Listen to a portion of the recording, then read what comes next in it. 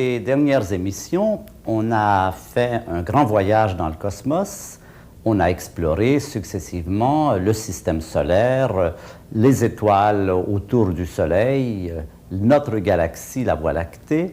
Et puis ensuite, on est allé voir l'amas local de galaxies, nos voisines galaxies. Et puis ensuite, on est monté à très grande échelle et on a vu l'univers dans son ensemble. Aujourd'hui, nous commençons ce qu'on pourrait appeler un grand voyage dans le temps plutôt. Nous allons remonter vers le passé, vers nos origines et essayer de découvrir ce que la science nous dit de l'histoire de l'univers, du passé de l'univers. Et cela va nous dire en même temps, en définitive, comment ces structures que nous observons aujourd'hui, que ce soit les galaxies, les étoiles, les planètes, aussi bien que les molécules, les atomes et les organismes, plantes et animaux, comment toutes ces structures se sont formées à partir d'un chaos initial. Alors, pour bien comprendre le sens de cette démarche dans le temps, il faut, je crois, adopter une méthode tout à fait prudente qui nous évitera, par exemple, quand on parlera de Big Bang, d'identifier ce Big Bang avec ce qu'on a souvent appelé le début de l'univers, et ensuite d'être soumis à la question qu'est-ce qu'il y avait avant. Je crois que si on veut éviter cette démarche, qui est une démarche qui n'est pas la bonne démarche pour aborder la situation, il faut prendre un point de vue un peu différent. Ce point de vue, je voudrais le comparer à celui d'un explorateur, des siècles passés, qui partaient en expédition pour visiter des pays inconnus, l'Afrique ou l'Australie à cette période, ou bien encore aux archéologues qui vont sur le terrain pour faire des fouilles et trouver des objets, des fossiles, des silex, des pierres taillées, à partir desquelles ils vont pouvoir reconstituer le passé. En d'autres mots, le physicien, l'astrophysicien aujourd'hui est devenu un historien. Et il emploie des méthodes analogues à ceux des historiens. Il est devenu aussi un explorateur. Il est un explorateur du passé. Alors, je vais comparer donc la démarche de l'astrophysicien d'aujourd'hui, d'abord à celle de l'explorateur. L'explorateur, il part de chez lui et il va vers ce territoire inconnu. Nous partons d'aujourd'hui et nous reculons dans le temps. Et une bonne illustration de l'analogie entre les deux est présentée par l'image que vous avez devant vous. Sur cette image, j'ai mis une île fictive que j'ai dessinée moi-même. Et sur cette île ont abordé des explorateurs et leur mission, c'est d'aller explorer l'île pour en faire le relevé topologique, géographique, humain. Alors, les explorateurs arrivent avec leurs bateaux, vous les voyez là. Ces bateaux abordent l'île par les rivages, par les côtes, et de là, progressivement, ils avancent de plus en plus à l'intérieur de l'île et ils répertorient ce qu'ils voient, des gens, des montagnes, des marécages, des déserts et tout cela. Et d'année en année, ils peuvent ainsi s'enfoncer dans l'île en présentant le détail de ce qu'ils ont vu. Et régulièrement, cela se passait par exemple au siècle dernier ou au siècle précédent, quand on explorait l'Australie ou Bornéo, ces gens envoyaient à leurs parents, à leurs amis, à leur Académie des sciences, bien sûr, qui finançaient le voyage et qui voulaient avoir des rapports. Ces gens envoyaient des textes, des rapports détaillés décrivant ce qu'ils avaient vu, ce qu'ils avaient exploré sur le plan humain, géographique et tout cela. Ils envoyaient toujours une carte, un peu comme celle que vous avez devant vous, où ils avaient situé tout ce qu'ils avaient vu. Et au centre de cette carte, il y avait toujours une zone blanche, et il était typique d'écrire terra incognita, terrain inconnu, terrain non encore exploré. Cela représentait le domaine qui était encore vierge pour eux. Et la frontière de cette surface blanche, c'était la frontière de la limite de leur connaissance, le début de leur ignorance de ceux qu'ils ne connaissaient pas encore. Et si quelqu'un chez eux s'était avisé de leur dire « Mais qu'y a-t-il dans cette zone blanche ?» ils auraient répondu, mais attendez, on n'y est pas encore. L'an prochain, on en aura exploré encore une partie, mais il en reste encore beaucoup à explorer. Nous ne pouvons rien dire aujourd'hui de ce qu'il y a à l'intérieur, simplement parce que nous ne sommes pas encore allés là, nous n'avons pas réussi à pénétrer jusque dans ces régions. Eh bien, le comportement de l'astrophysicien par rapport au passé de l'univers est tout à fait analogue. Nous partons d'aujourd'hui, nous reculons dans le passé, nous allons le plus loin possible. Aujourd'hui, en 1990, nous pouvons atteindre une frontière qui se situe à environ 15 milliards d'années dans le passé. Là, nous découvrons un univers très chaud, très dense, très lumineux, dont on va parler abondamment. Cet univers, pour l'instant, nous sommes en train de l'explorer.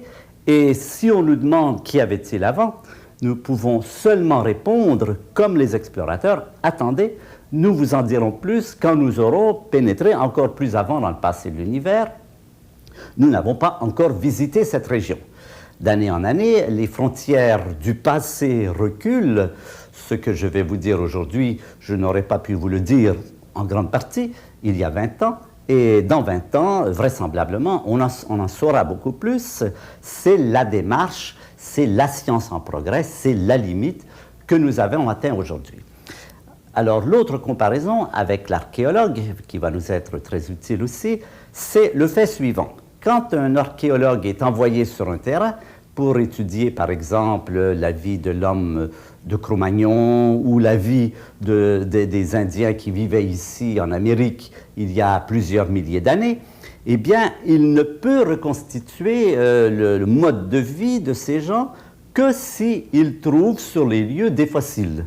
Des fossiles, ça peut être des pointes de flèches, ça peut être des pierres taillées en silex, ça peut être du bois brûlé, ça peut être des ruines, des restes de maisons, quelque chose qui lui permette de reconstituer le passé. Un fossile, au sens large, parce que je vais employer le mot fossile aussi dans un contexte astronomique, un fossile, c'est quelque chose qui a été fabriqué, formé, façonné, qui a pris sa forme il y a très longtemps, qui a gardé sa forme pendant une longue période de temps, donc il y a une translation dans le temps, d'un passé très lointain jusqu'à aujourd'hui, sans être modifié, qu'on retrouve aujourd'hui, et à partir de cette forme, on essaie de comprendre, on essaie d'interpréter cette forme en termes de comment vivaient les gens, les choses, comment était la situation dans ce passé qui a pu ainsi modeler cette chose. Voilà, la notion de fossile dans un sens généralisé, c'est un vestige, c'est un souvenir du passé qui s'est transmis jusqu'à nous. Et si, bien sûr, on envoie un archéologue sur une fouille pour étudier la vie, par exemple, de l'homme de Néandertal, et que sur cette fouille, il ne trouve rien, il ne peut rien dire. Ça, c'est fondamental. C'est seulement à partir de la découverte, de la détection de fossiles qu'il peut légitimer, qu'il peut justifier son discours sur le passé de ces gens.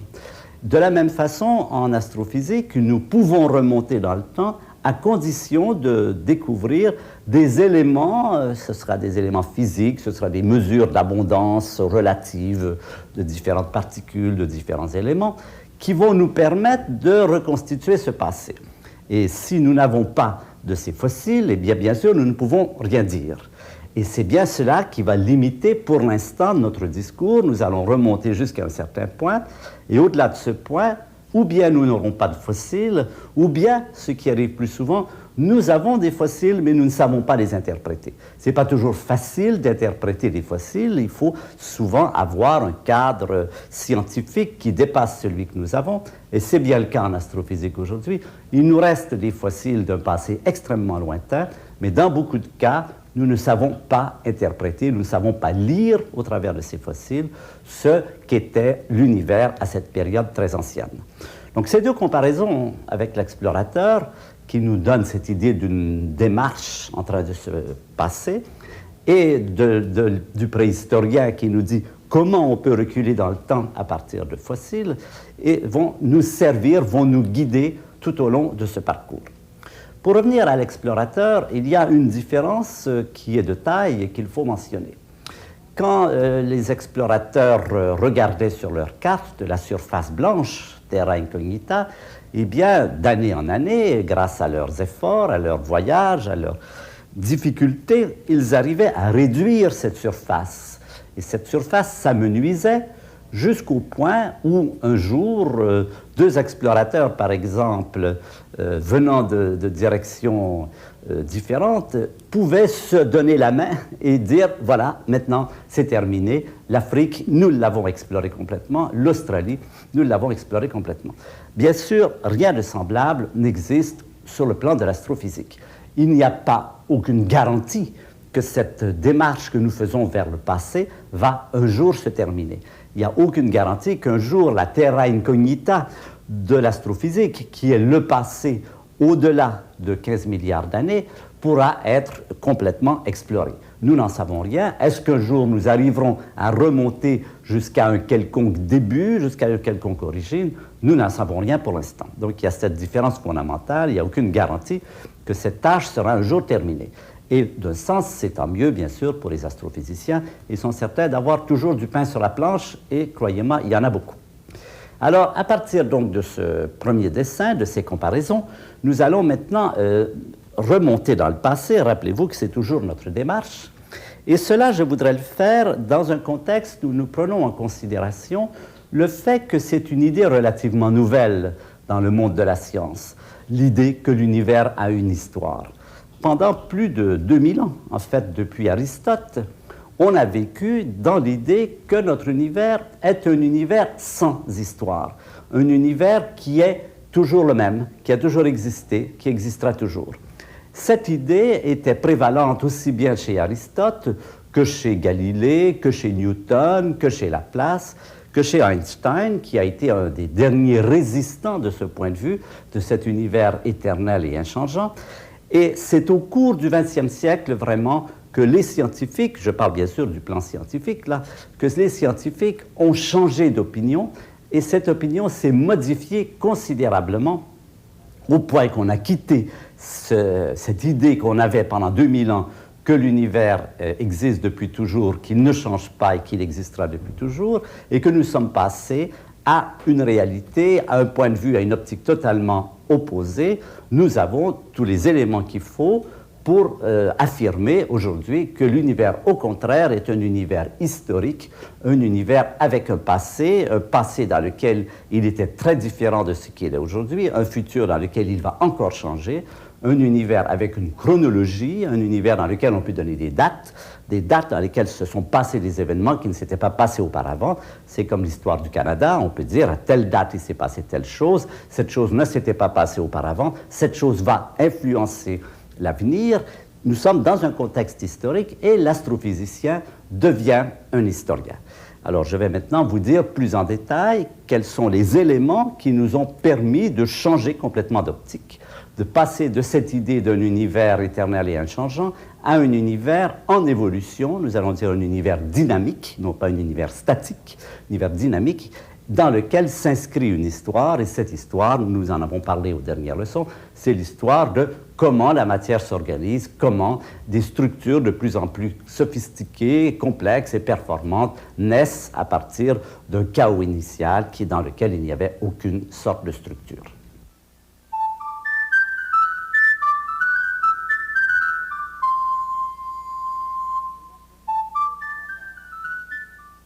J'ai mentionné que pendant plus de 2500 ans, d'Aristote jusqu'au début de notre siècle, l'idée dominante en science était l'idée que l'univers est éternel et inchangeant. Mais comme toujours, il y a eu des hérétiques, et les hérétiques sont ceux par lesquels les choses évoluent. Et ces hérétiques, c'est des gens qui étaient un peu mal à l'aise avec cette idée et qui disaient que ça cadrait mal avec ce qu'ils connaissaient du monde. Il y a eu d'abord Lucrèce, le philosophe latin qui vivait au 1er siècle avant Jésus-Christ, qui était en désaccord tout à fait avec cette idée, qui disait non, le monde évolue, le monde est jeune. Et il y a eu aussi Kepler et Tycho Brahe. Pourquoi? Eh bien, la question qu'ils se sont posées, la question qu'on a posée pendant plusieurs siècles, et qui était en désaccord avec l'idée que l'univers puisse être éternel et inchangeant, c'est une question toute simple. C'est la question, pourquoi la nuit est-elle noire? Pourquoi fait-il noir quand le soleil est couché? À première vue, ça paraît être assez évident, puisque le jour, il y a le soleil, qui est une étoile très brillante, et la nuit, il y a aussi des étoiles, mais ce sont des étoiles très faibles, parce que, comme on sait aujourd'hui, les étoiles sont des soleils, mais des soleils tellement lointains qu'on peut imaginer que les étoiles ne réussissent pas à créer un ciel aussi brillant que le jour. Mais quand on y regarde de près, ça n'est pas tout à fait vrai. Ça n'est pas tout à fait vrai parce que si les étoiles sont loin, en fait, il y en a beaucoup. Et il est relativement facile de montrer que la distance, qui fait pâlir bien sûr les étoiles, est à peu près tout à fait compensée par le fait qu'à mesure qu'on s'éloigne, il y a de plus en plus d'étoiles. Cela, vous allez le voir très bien d'après ce diagramme. Dans ce diagramme, j'ai mis ici l'observateur. Voilà, c'est nous ici. Et nous regardons du côté nuit. Alors, qu'est-ce qu'on voit? Eh bien, supposons que les étoiles soient répandues uniformément dans l'espace, dans un espace qui soit extrêmement grand, qui soit infini. Eh bien, vous voyez que quand vous regardez dans cette direction ici, le nombre d'étoiles dans un volume dont le rayon est d'environ 10 années-lumière, dans une sphère comme ceci, il y a 40 étoiles en moyenne. C'est à peu près une bonne mesure. Dans une deuxième couche concentrique de même épaisseur, 10 années-lumière, il y en a 280. Bien sûr, puisqu'on a supposé que les étoiles sont répandues uniformément, mais le volume de cette couche est beaucoup plus grand que le volume de cette petite sphère au centre. Et si on passe à une troisième couche, on a divisé l'espace en couches concentriques de 10 années-lumière chacune, quand on va passer à la troisième couche, on va se retrouver avec 760 étoiles, toujours dans l'hypothèse qu'elles sont distribuées uniformément et donc que leur nombre est proportionnel au volume. Et à mesure qu'on va s'éloigner, chaque couche de 10 années-lumière va contenir un nombre qui va croître rapidement avec la distance, de sorte que si on regarde à très grande distance, on va voir un nombre extrêmement grand d'étoiles et en principe infini si on peut voir toutes les étoiles. Alors vous voyez, bien sûr, les étoiles sont plus faibles que le Soleil, mais il y a un Soleil. Et quand vous regardez dans l'autre direction, dans votre ligne de visée, le nombre d'étoiles que vous rencontrez devient extrêmement grand. Et on peut montrer mathématiquement, mais vous le comprenez probablement déjà d'après ce calcul, qu'en fait, dans cette hypothèse, si on faisait l'hypothèse que l'univers est infiniment grand, qu'il a des étoiles partout, et que ces étoiles existent depuis toujours, parce que c'est important de faire cette hypothèse, bien sûr, parce que les étoiles qui sont très loin, la lumière a mis un certain temps à nous y arriver. Donc, c'était l'idée de Kepler. Kepler, voilà comment ça se passe. Rappelez-vous que c'est le moment où on s'aperçoit que la Terre n'est pas le centre du monde, on en a parlé, que le Soleil est une étoile autour de laquelle les planètes tournent, et que les étoiles du ciel, qu'on a cru longtemps être des points lumineux sur une voûte céleste, un peu comme dans un planétarium, eh bien non, ce sont des soleils, ce qui veut dire qu'elles sont extrêmement loin. Et à cette période, on est environ en 1600, un petit peu avant 1600, il y a cette idée que l'univers est infini, et il y a toujours cette idée que l'univers est éternel. Alors Kepler, il dit, ça ne marche pas, ça. Ça ne marche pas de penser que l'univers puisse être infini et éternel. Pourquoi? Eh bien, exactement pour cette raison-là. Si l'univers est infini et éternel, s'il y a un nombre infini d'étoiles et que les étoiles existent depuis toujours, alors la lumière, la somme de la lumière de toutes ces étoiles, quand on regarde la nuit, devrait être telle, devrait constituer une telle quantité de lumière qu'en fait, la nuit devrait être beaucoup plus brillante que le jour, c'est-à-dire que la nuit, ça devrait être à peu près l'équivalent de s'il y avait des soleils partout dans l'espace, et bien sûr le jour aussi. Et on peut calculer maintenant qu'une telle quantité de lumière produirait à la surface de la Terre un réchauffement, que la moyenne de la température de la Terre serait d'environ 6000 degrés, et que bien sûr nous ne serions pas là pour en parler. Alors Kepler est un peu gêné par cela, il se dit qu'il y a quelque chose qui ne colle pas avec cette idée d'un univers éternel, d'un univers infini et éternel. Alors il se pose cette question un peu vers 1600, mais cette question qui est un peu gênante, puisqu'on vit dans l'idée que l'univers existe depuis toujours, on le croit depuis Aristote et on continue à le croire, cette question qui est gênante, eh bien, on n'y pense pas trop. En fait, c'est souvent ce qui se passe dans l'histoire de l'humanité. Quand une question est gênante, la meilleure façon d'en disposer, c'est de penser à autre chose. Eh bien, cette question, pourtant, on la voit revenir. Il y a un astronome français, De Chézeaux, qui la repose. Il y a l'astronome anglais Edmund Halley, qui est de la comète, celui qui a prédit le retour de la comète, repose cette question lui-même. Ils sont tous mal à l'aise avec cette idée que l'univers puisse être éternel et la nuit puisse être noire en même temps. Et puis elle va être posée de façon plus claire, plus explicite par un astronome allemand qui s'appelle Olbers. Olbers vit au début du 19e siècle et cela porte le nom du paradoxe d'Olbers, O-L-B-E-R-S. En fait, je crois que c'est vraiment Kepler qui a posé la question la première fois, c'est lui qui devrait avoir l'idée, mais enfin, les choses historiquement ne sont pas toujours comme on le voudrait. Toujours est-il que Olbers pose cette question et n'y répond pas, envisage la possibilité d'une réponse qui est celle que je vais vous donner tout à l'heure. Je vais revenir beaucoup à cette question. Je vais vous donner tout de suite une réponse, celle que Olbers a présumée, à laquelle il a pensé. Et la réponse d'Olbers, c'est est-ce qu'il est bien vrai que les étoiles sont éternelles? Parce qu'après tout, si elles ne sont pas éternelles, s'il n'y a pas toujours eu des étoiles, et bien sûr, on n'a pas de problème avec les étoiles les plus lointaines, parce que ces étoiles-là n'ont pas eu le temps, la lumière n'a pas eu le temps d'arriver jusqu'à nous. Alors on verra que c'est un des éléments de la réponse, un des éléments qu'on donne aujourd'hui en physique moderne. Une des raisons pour laquelle la nuit n'est pas noire, c'est que l'univers est très grand. Les étoiles ne sont pas très vieilles. Les plus vieilles étoiles ont environ 15 milliards d'années. Ça peut paraître beaucoup, mais c'est peu pour remplir le ciel de lumière. On peut dire comme ça. Et si le ciel est noir, et on va voir qu'il devient de plus en plus noir, ce qui va poser un autre paradoxe, si le ciel est noir, c'est simplement que ça ne fait pas très longtemps qu'il y a des étoiles.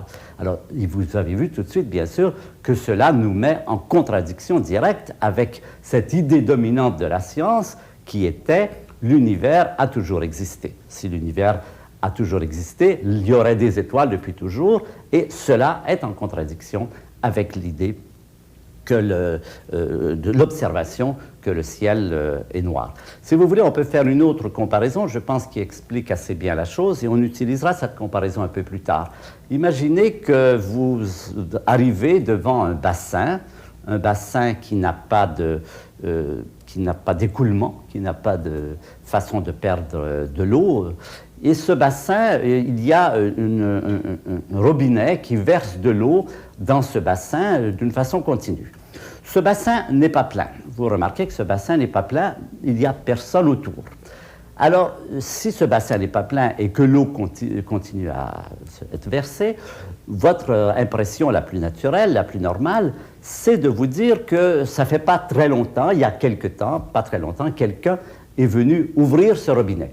Si on vous disait « non, ce robinet est ouvert depuis toujours », vous ne pourriez pas comprendre pourquoi le bassin ne déborde pas. C'est un peu l'équivalent du paradoxe d'Olbers. On peut dire que les étoiles versent dans l'espace de l'énergie lumineuse, de la chaleur, de la lumière, ce qui est tout à fait analogue à l'eau du bassin. Et on peut dire en même temps que ce bassin n'est pas plein, c'est-à-dire que le ciel n'est pas complètement plein de lumière, que la nuit est noire. Et de même qu'on peut résoudre ce paradoxe en disant « non, il n'est pas possible que ce robinet coule depuis un temps infini, il coule depuis un certain temps, pas plus », de la même façon, une des façons de résoudre le problème de l'obscurité de la nuit, c'est de dire « ça ne fait pas très longtemps qu'il y a des étoiles Et l'espace est tellement grand que 15 milliards d'années, même avec les étoiles les plus puissantes, ça n'est pas beaucoup, ça n'est pas suffisant pour remplir le ciel de lumière. Alors ça, c'est une première réponse. Vous verrez qu'il y a une seconde réponse. Il y a deux réponses qui jouent chacun des rôles analogues. Mais la première réponse, c'est le ciel est noir parce que ça ne fait pas très longtemps qu'il y a des étoiles. Alors à cela, on va s'ajouter une autre difficulté qui est la réponse à une question. C'est toujours les questions les plus simples qui nous apportent les plus grandes difficultés et à partir desquelles on peut obtenir le plus de renseignements. Cette question, c'est pourquoi la Lune ne tombe pas sur la Terre. Pourquoi la Lune ne tombe pas sur la Terre? Nous le savons très bien. Maintenant, grâce à Newton, la Lune ne tombe pas sur la Terre, bien que la Terre et la Lune s'attirent, simplement parce que la Lune tourne autour de la Terre. Et ce mouvement de rotation produit ce qu'on appelle une force centrifuge qui empêche la Lune de tomber sur la Terre. En fait, la Lune est tout à fait en équilibre entre la force de gravité et la force centrifuge, et elle continue sur son orbite. On peut dire d'une certaine façon qu'elle tombe toujours sur la Terre, mais son mouvement l'entraîne de façon à ce qu'elle la rate toujours. C'est une autre façon de dire la même chose. Newton, donc, répond à la question, la Lune ne tombe pas sur la Terre parce qu'elle tourne autour de la Terre. La Terre ne tombe pas sur le Soleil parce que la Terre tourne autour du Soleil. Mais Newton est un peu embêté quand il se pose la question de savoir pourquoi les étoiles ne tombent pas les unes sur les autres. Parce que là, il ne lui paraît pas évident que les étoiles tournent autour les unes des autres, et il voit bien, il sait bien, c'est lui qui a découvert la loi de gravité, il sait bien que toutes les étoiles s'attirent et qu'elles devraient, d'une certaine façon, tomber les unes sur les autres. Alors ça lui pose un problème qu'il ne résoudra pas. Il se dit, il y a quelque chose qui me manque là-dedans, il le laisse de côté et il ne va pas aller plus loin. Et ça n'est que beaucoup plus tard qu'on a découvert que les étoiles ne tombent pas les unes sur les autres pour la même raison. C'est parce qu'elles tournent autour du centre de la galaxie, on en a parlé l'autre jour, le Soleil tourne autour du centre de la galaxie, et de la même façon, le Soleil est en équilibre entre une force d'attraction vers le centre de la galaxie et une force de répulsion, la force centrifuge, et cette force le tient en équilibre comme toutes les étoiles qui tournent autour du centre de la galaxie. Les périodes sont beaucoup plus longues, ça prend 200 millions d'années au lieu de prendre un an ou un mois, pour le Soleil et la Lune respectivement, mais quand même, le principe est le même. Mais quand on a découvert ça, on repose la question au niveau des galaxies. Et on se dit, oui, mais pourquoi les galaxies, elles, ne tombent pas les unes sur les autres? Et on aimerait bien découvrir que les galaxies sont en rotation autour de quelque chose, mais là, rien ne marche plus. Toutes les observations que l'on fait montrent qu'il n'y a pas l'équivalent d'une rotation qui permettrait aux galaxies de ne pas tomber les unes sur les autres. Et c'est ce problème qui va se reposer au XXe siècle, qui va se reposer à Einstein en particulier, auquel Einstein va arriver à donner une réponse. C'est ce problème qui va nous amener à nouveau à cette idée que nous vivons dans un univers historique, dans un univers dynamique. Alors c'est le point que je vais reprendre tout à l'heure, mais je voudrais vous laisser sur cette question, sur ces deux questions. La première, pourquoi la nuit est-elle noire? La deuxième, pourquoi la Lune, la Terre, le Soleil, les étoiles et surtout les galaxies, pourquoi les galaxies ne tombent pas les unes sur les autres. Et vous allez voir comment la réponse à cette question va également nous amener à la même conclusion. Nous sommes dans un univers historique, nous sommes dans un univers dynamique, nous ne sommes pas dans un univers éternel et inchangeant.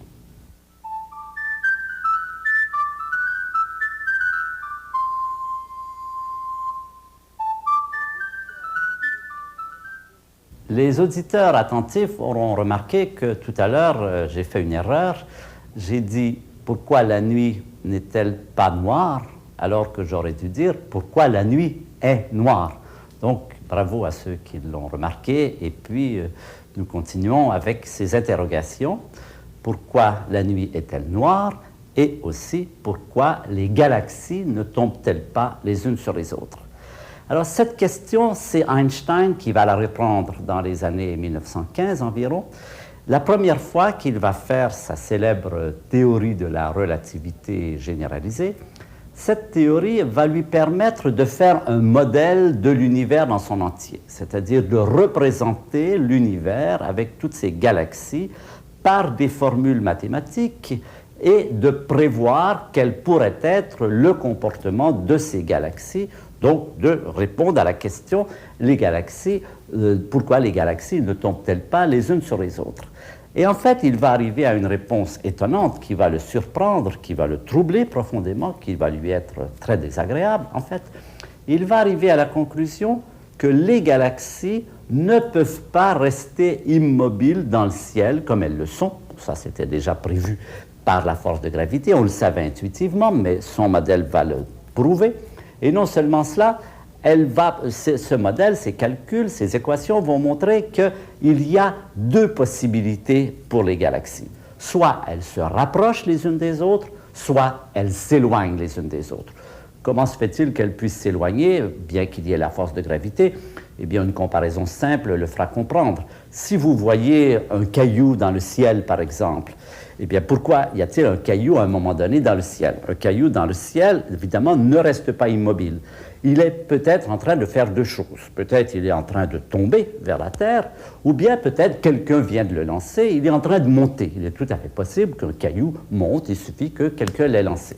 On sait bien que dans le cas d'un caillou, évidemment, il va finir par retomber. Mais dans le cas des galaxies, ça n'est pas aussi évident, on y reviendra plus tard. Einstein découvre que ou bien toutes les galaxies s'éloignent les unes des autres, ou bien elles se rapprochent les unes des autres.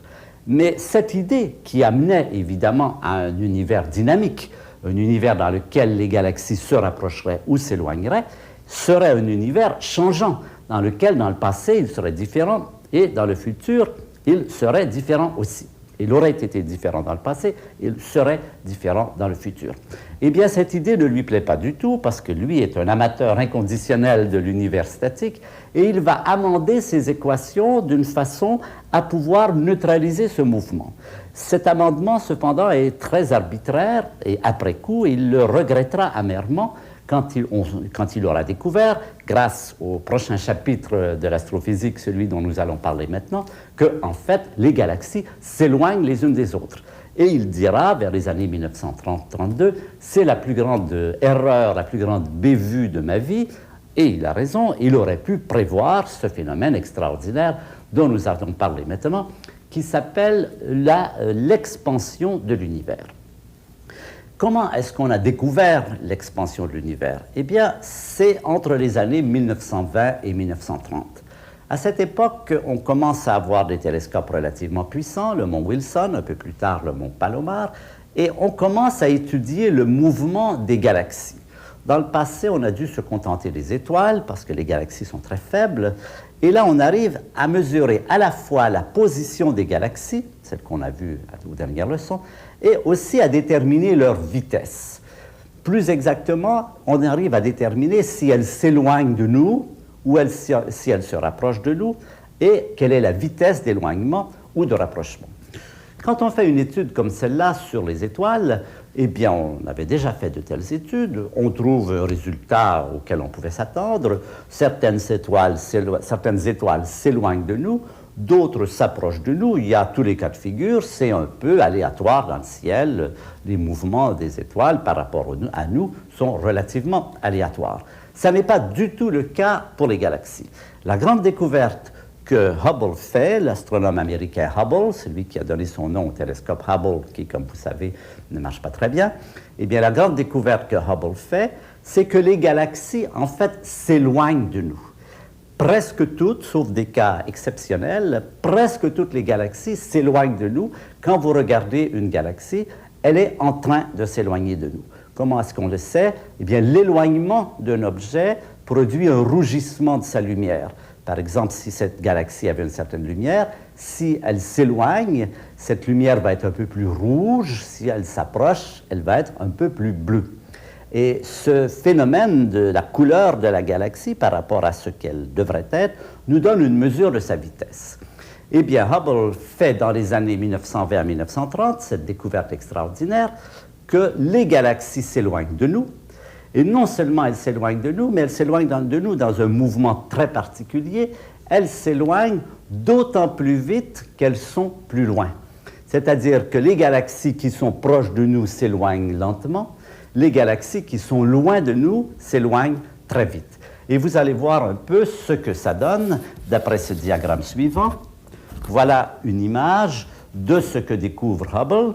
Imaginons que nous sommes ici, dans ce point ici, que chaque point noir est une galaxie et que chaque flèche donne la vitesse de déplacement de la galaxie. Alors, vous voyez que les galaxies qui sont proches ont des vitesses relativement faibles.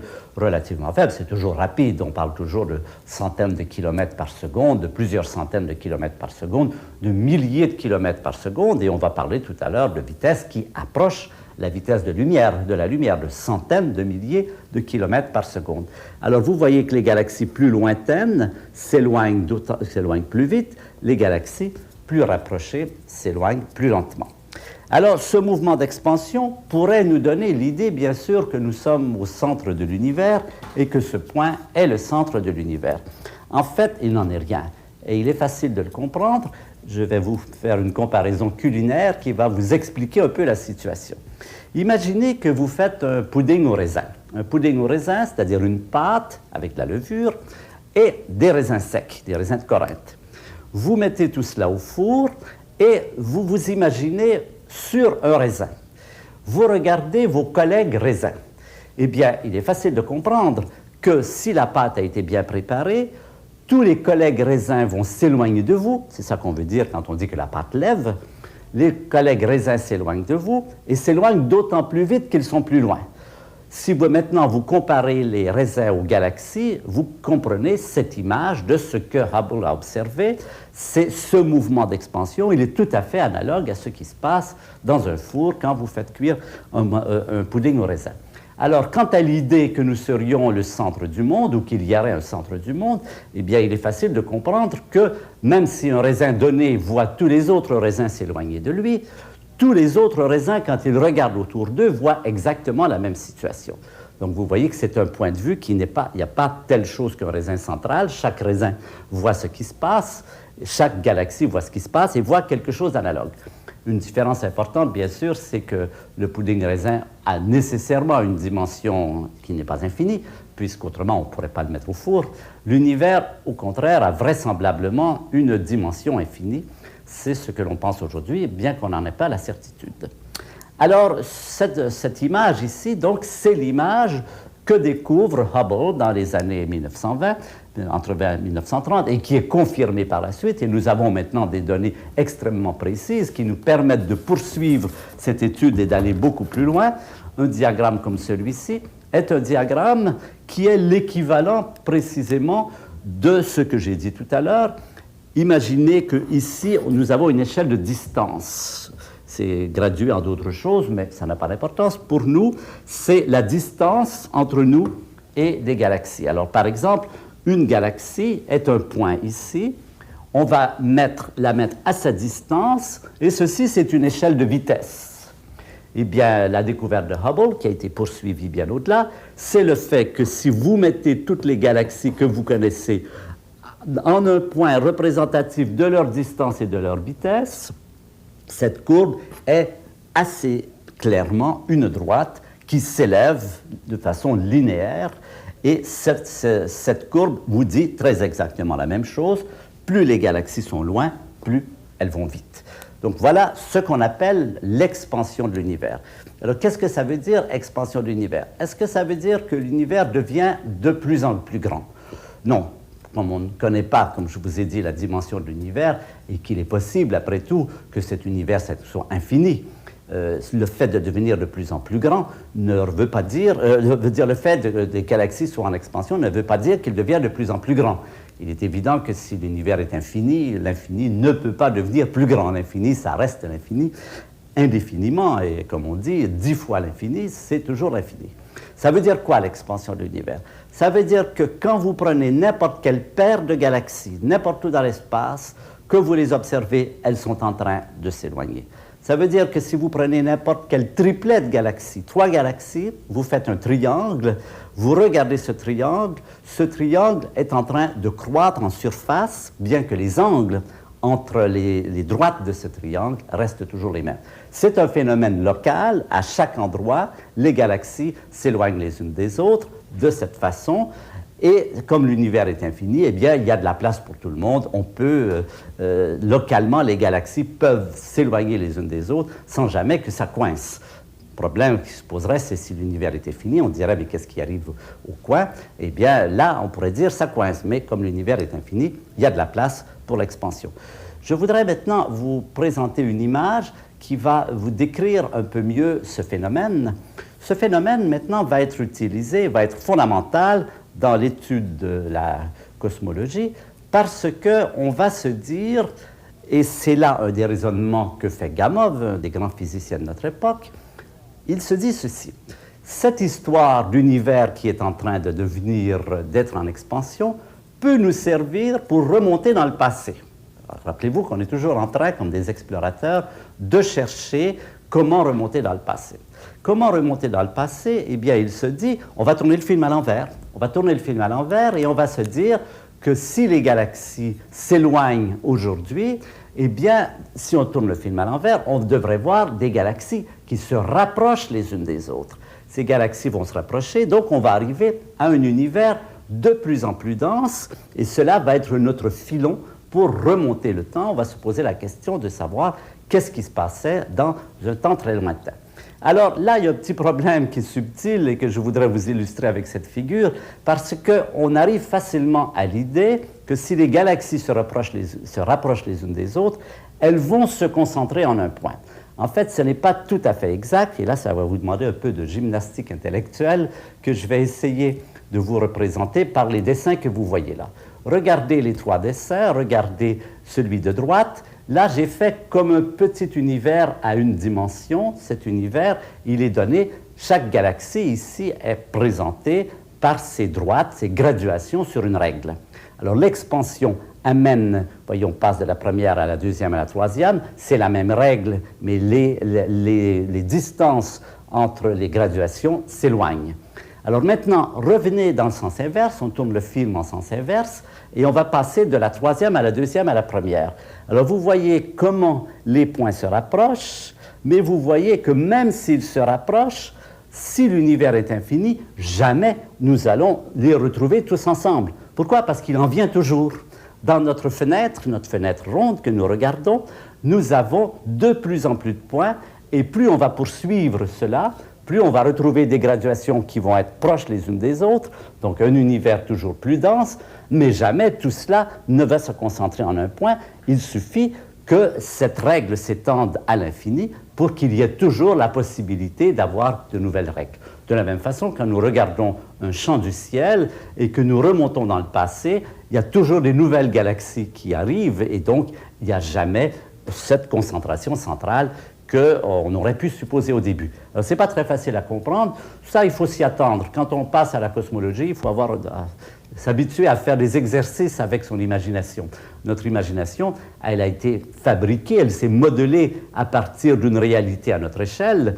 Et il n'est pas étonnant que quand on arrive à une réalité à une autre échelle, que ce soit l'infiniment grand ou l'infiniment petit, on a le même genre de problème quand on parle de la physique atomique, de la physique quantique. Des fois, il faut faire un peu de gymnastique pour se replacer. On y arrive relativement facilement.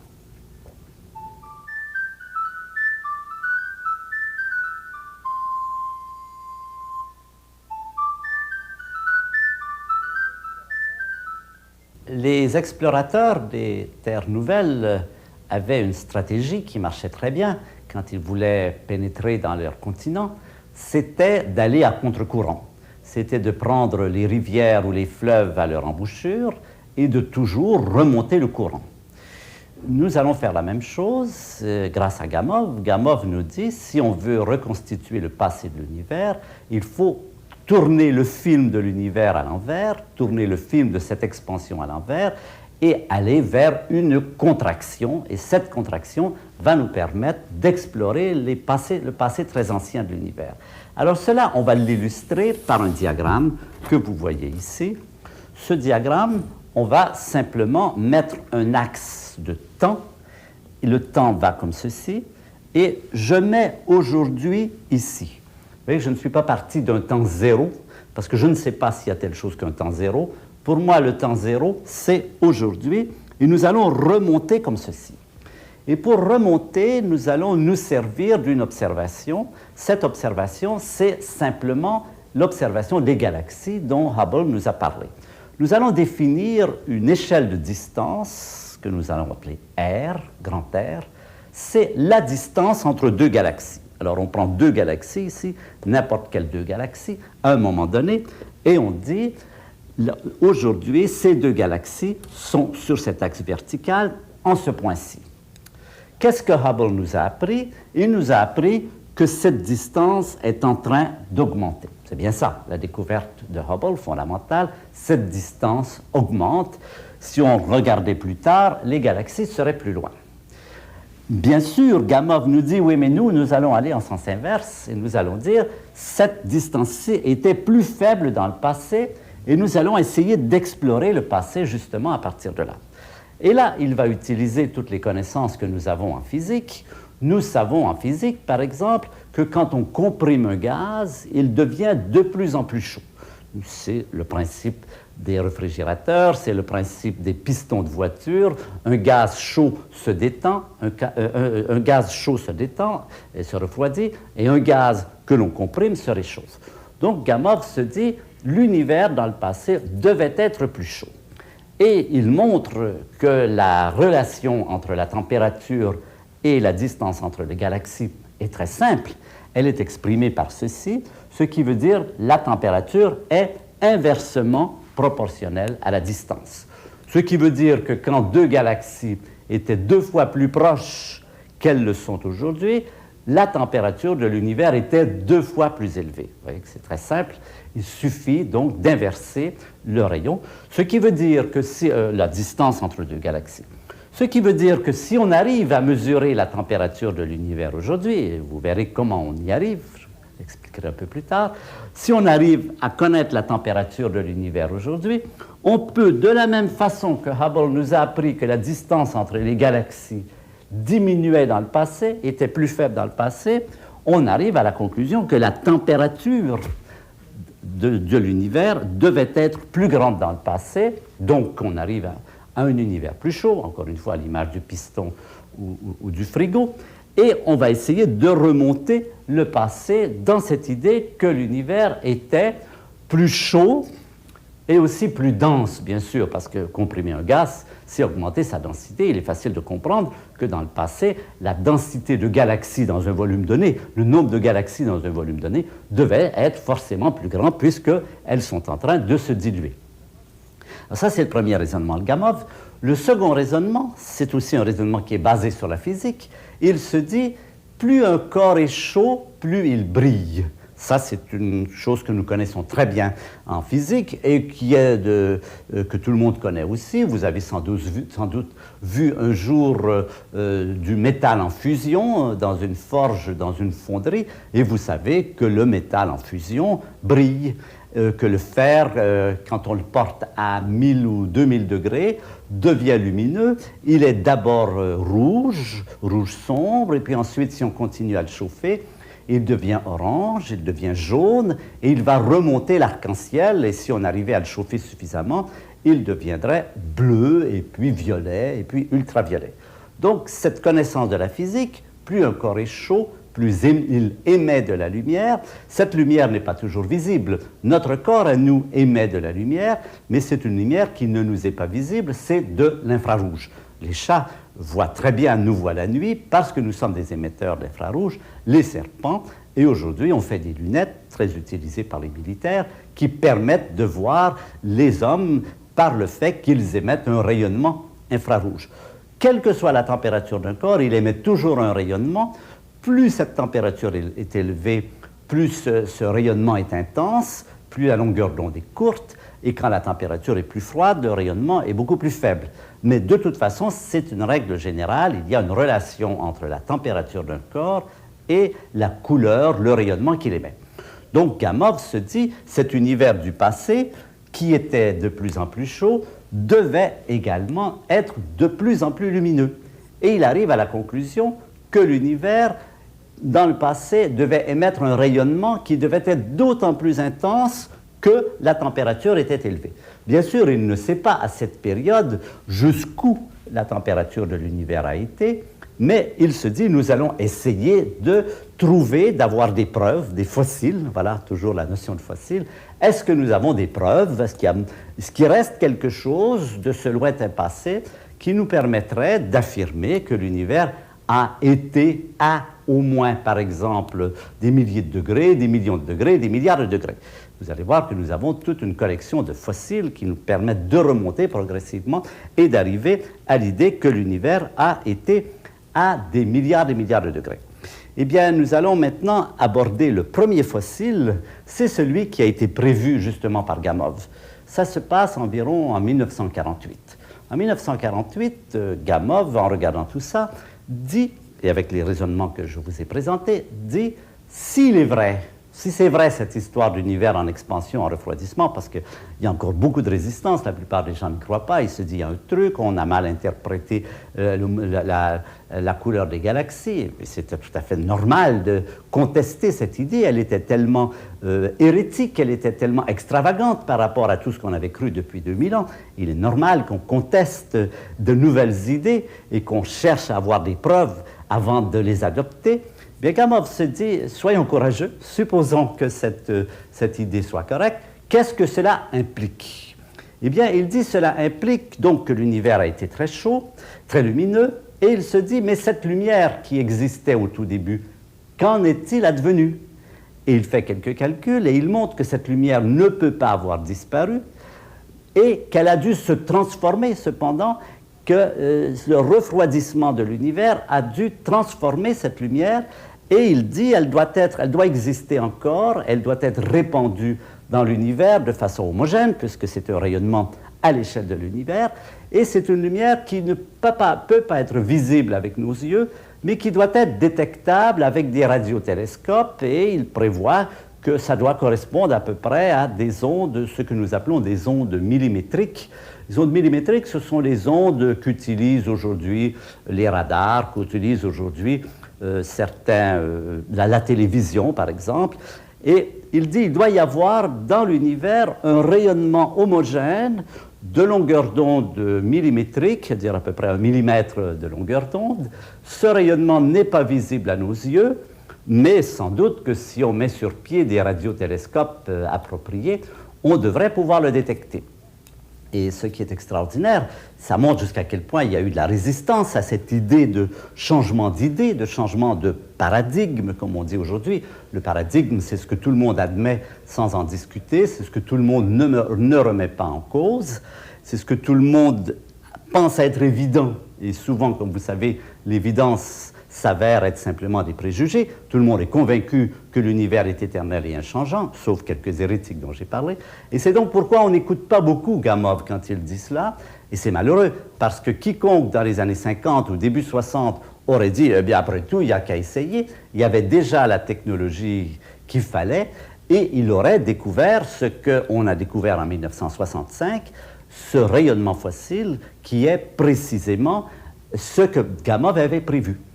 En 1965, coup de théâtre, 2 astronomes américains, Penzias et Wilson, qui préparaient des radiotélescopes pour des raisons totalement différentes. C'est des gens qui cherchaient à créer le contact avec des satellites. Rappelez-vous que 1965, c'est la période où on commence à lancer des satellites et on a des problèmes de communication. On n'arrive pas à les suivre pendant toute leur orbite. Et la NASA, à cette époque, je travaillais moi-même à la NASA, je me souviens très bien de cette période, la NASA dit on va essayer de trouver une longueur d'onde appropriée, un rayonnement avec une fréquence appropriée pour pouvoir entrer en contact avec ces satellites. C'est ce qui se passe. Penzias et Wilson fabriquent un radiotélescope millimétrique, précisément, parce qu'on avait pensé que c'était à peu près dans ces longueurs d'onde-là que ça allait marcher. Ce radiotélescope marche très bien. Il détecte effectivement les satellites. Problème, il marche trop bien. Il marche encore quand il n'y a pas de satellite dans le ciel. Alors Penzias et Wilson cherchent ce qui se passe. Ils se disent, c'est peut-être quelqu'un qui est en train de se raser dans la pièce à côté. Vous savez, ça fait toujours de la friture dans les détecteurs. Pas du tout, il n'y a personne. Ils se disent c'est peut-être des militaires qui émettent sur une bande secrète et qui nous causent toujours des ennuis. On demande aux militaires, non, ils n'émettent pas sur cette longueur d'onde. On s'aperçoit que de toute façon ce rayonnement est totalement toujours le même, le jour, la nuit, au cours des saisons. Et ils disent, ça ne peut être dû qu'à un rayonnement répandus uniformément dans l'espace et ils publient leurs papiers. Et Gamow leur dit, attendez, si vous aviez lu le Zeitschrift für Physik de 1948, vous sauriez que j'ai prédit l'existence de ce rayonnement. Et cette preuve, cette confirmation, c'est un événement très important en science. En science, quelqu'un qui peut prévoir quelque chose à partir d'une théorie, cela donne à la théorie une crédibilité largement accrue. Bien sûr, on dit, si vous avez une théorie qui vient après les faits, vous avez des faits, vous avez une théorie pour les expliquer. C'est bien, mais si la théorie est suffisamment bonne, suffisamment précise pour qu'elle puisse se mouiller, comme on dit, qu'elle puisse essayer de prévoir quelque chose, et que si ce quelque chose est vérifié, c'est vraiment la touche, la pierre de touche d'une bonne théorie, c'est d'avoir prédit précisément quelque chose. Ce que Gamow a fait en 1948, il a prévu que le rayonnement fossile devait être une conséquence nécessaire de l'hypothèse que l'univers est en expansion. Et quand cette découverte a été faite, tous les physiciens et astrophysiciens se sont dit, il n'y a rien à faire, il faut qu'on prenne au sérieux cette théorie de l'expansion de l'univers, cette théorie d'un univers historique, d'un univers en refroidissement.